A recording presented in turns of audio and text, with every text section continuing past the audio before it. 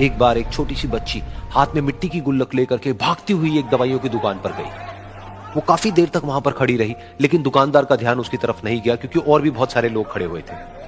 उसने दुकानदार को कई बार बुलाया, लेकिन वहां पर भीड़ इतनी थी कि दुकानदार का ध्यान उसकी तरफ गया ही नहीं। और फिर उस बच्ची को थोड़ा सा गुस्सा आया, तो उसने अपनी मिट्टी की गुल्लक लेकर के वहीं काउंटर पर जोर से रख दी, जिसके बाद में जो दुकानदार था और जितने भी लोग खड़े थे वो सब उस बच्ची की तरफ देखने लग गए। और फिर उस दुकानदार ने उस बच्ची से पूछा, बेटे आपको क्या चाहिए? तो वो बड़े ही भोलेपन से बोली कि मुझे एक चमत्कार चाहिए।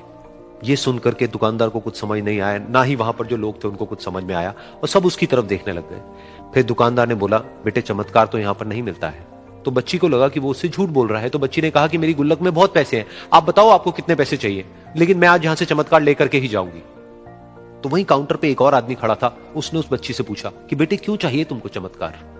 तब उस बच्ची ने अपनी कहानी बताई कि अभी कुछ दिन पहले मेरे भाई के सर में बहुत तेज दर्द हुआ, तो मेरे पापा मम्मी उसको हॉस्पिटल ले गए।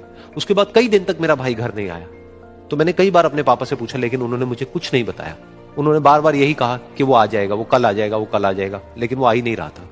तो मैंने देखा कि मम्मी रो रही है, और पापा मम्मी को कह रहे थे कि उसकी दवाइयों के लिए और उसके इलाज के लिए जितने पैसे चाहिए उतने मेरे पास में नहीं है, अब उसको कोई चमत्कार ही बचा सकता है। तब मुझे लगा कि अगर मेरे पापा के पास में इतने पैसे नहीं भी हैं तो क्या हुआ, मेरे पास में तो है। तो मैंने जितने भी पैसे जोड़ रखे हैं वो सारे लेकर के मैं इस दवाई की दुकान पर आई। फिर उस आदमी ने उस बच्ची से पूछा, कितने पैसे हैं तुम्हारे पास में? ये सुनते ही उस बच्ची ने अपनी गुल्लक उठाई, जमीन पर फेंकी और तोड़ दी, और पैसे गिनने लग गई। बाकी सब लोग खड़े होकर के उसको देख रहे थे। थोड़ी देर बाद उसने सारे पैसे अपने हाथ में इकट्ठे किए और बोली, मेरे पास में पूरे 19 रुपए हैं। वो जो आदमी वहां पर खड़ा था वो थोड़ा सा मुस्कुराया और बोला कि अरे तुम्हारे पास में तो पूरे पैसे हैं, इतने का ही तो आता है चमत्कार। ये सुनकर के वो बच्ची बहुत खुश हो गई और बोली कि चलो मैं आपको अपने पापा से मिलवाती हूं। बाद में पता लगा कि वो आदमी कोई आम आदमी नहीं था, बल्कि एक बहुत बड़ा न्यूरोसर्जन था, और उसने सिर्फ 19 रुपए में उसके भाई की सर्जरी करी, और कुछ ही दिन बाद वो ठीक होकर के घर वापस आ गया। फिर कुछ दिन बाद वो बच्ची, उसका भाई, उसके पापा, उसकी मम्मी चारों एक साथ बैठे हुए थे और बात कर रहे थे। तो उसकी मम्मी ने उसके पापा से पूछा कि अब तो बता दो ये चमत्कार आपने किया कैसे?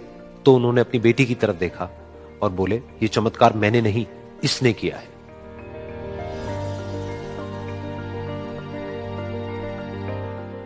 तो यहां पर एक बहुत बड़ी बात है जो हम उस छोटी सी बच्ची से सीख सकते हैं कि जिंदगी में कभी कभी ऐसा होता है कि हमको कोई रास्ता नजर नहीं आ रहा होता है और हम लोग हिम्मत हार जाते हैं। तब हमारे अंदर एक बच्चा होता है जो कोशिश करने से कभी भी पीछे नहीं हटता है।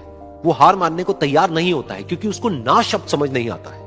वो बच्चा जिसके लिए कुछ भी नामुमकिन नहीं है, क्योंकि वो हर हाल में कोशिश करता ही रहता है।